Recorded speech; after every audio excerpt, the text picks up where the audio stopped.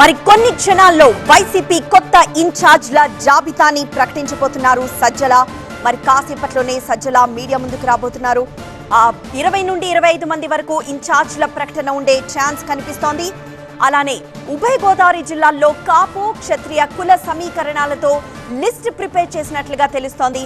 So సర్వేల ఆధారంగా పక్కాగా పకడ్బందీగా ఇన్ఛార్జ్లను ఫైనల్ చేశారు జగన్.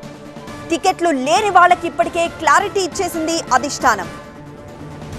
సో కొత్త ఇన్ఛార్జ్లకు ముందస్తుగానే సంకేతాలు కూడా వైసీపీ పంపినట్లు తెలుస్తోంది. మరి కాసేపట్లోనే కొత్త ఇన్ఛార్జ్ల లిస్ట్ ని విడుదల చేయబోతున్నారు సజ్జల.